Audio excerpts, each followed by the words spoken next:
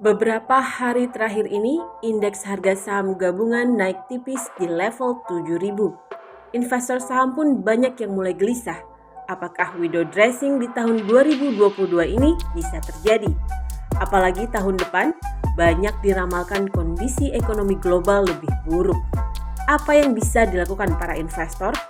Berikut ini tips dan analisis dari Hanif Mantik, Chief Marketing Officer, Star Asset Management. Kalau saya sih ngelihat masih ada ya window dressing, karena kan ini juga baru awal-awal di Desember ya. Memang di akhir November kemarin kan saham sempat naik ya gitu ke level di atas 7.000 lagi gitu.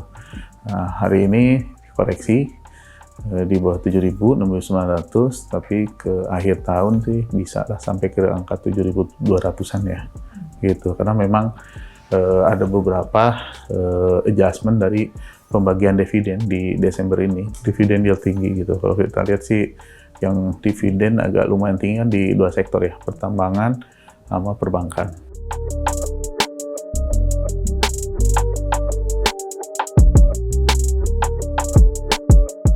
Tahun depan masih bisa naik 10%-an lah, nggak terlalu tinggi. Kalau level tutup 7.200, ya slightly hampir 8.000. Kalau kemarin kan yang dorong sektor pertambangan, perbankan, sama pertanian gitu ya, agriculture. Ya karena memang harga komoditasnya yang naik gitu. Nah, kalau yang tahun depan mudah-mudahan sektor-sektor yang lain sudah mulai pulih gitu. Seperti consumer good gitu. Lalu kemudian ya yang lain-lain lah. Mungkin teknologi bisa rebound juga ya, karena kan tahun ini habis-habisan ya turunnya ya. Sudah minus berapa? Tadi saya lihat hampir 30%-an kan minus saham-saham teknologi ya. Itu mungkin tahun depan ada sedikit recover lah.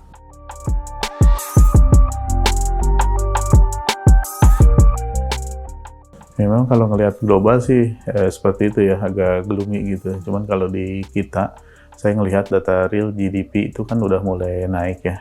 Itu masih bisa tumbuh di 5%-an dengan kondisi inflasi kita di angka yang sama juga 5%-an gitu. Karena pertumbuhan kita sudah mulai naik 5%-an, lalu kemudian pendorongnya juga menarik gitu. Mendorong di sektor di GDP kita tuh ada makanan, minuman, terus akomodasi, terus juga transportasi gitu.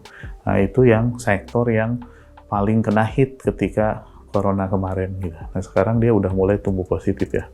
Kalau kita lihat juga hunian hotel dan lain-lain, mall udah mulai buka. Ya satu sisi ada kabar baiknya juga, ditetapkan naik lah ya. Misalnya yang saya dengar di 7%-an ada yang udah netapin. Nah, itu kan artinya ada daya beli masyarakat yang meningkat gitu. Nah, daya beli ini yang akan mendorong sektor konsumer lah. Ya, konsumer ini kemarin-kemarin ya tertekan luar biasa, terutama konsumer yang retail ya.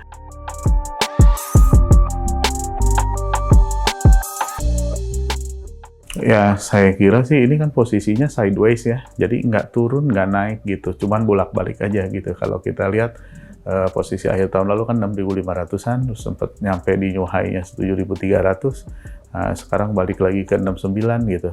Ya seakan-akan dipermainkan gitu ya, gitu. Ini sebenarnya mau naik atau mau turun gitu ya. Nah, kalau kebingungan gini nih, kita harus stick kepada tujuan investasi kita gitu.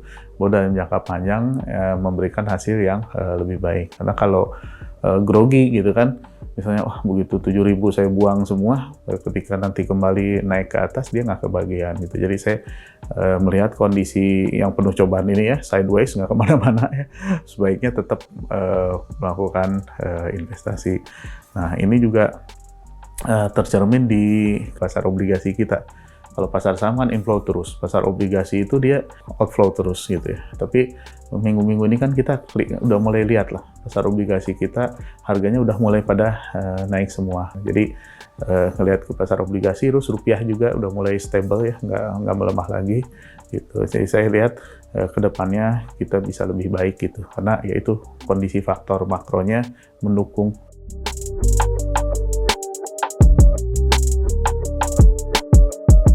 Kalau investor bingung jangan masuk sekali jadi gitu ya, karena kita nggak pernah bisa menebak pas kita masuk bisa naik apa enggak gitu. Jadi saya sarankan ya terus-terusan berinvestasi, misalnya investasi secara bertahap. Let's say lah kita mengalokasikan 100, kalau lagi nggak pasti kan 30, bulan depannya lagi 30, bulan depannya 30 gitu. Itu lebih dapat lah dibanding sekaligus, kecuali kalau lagi di bottom gitu ya, dijatuh banget gitu, kita mau mengalokasikan jumlah besar, oke lah. Kalau ini kan sebenarnya kondisinya tuh sideways aja gitu.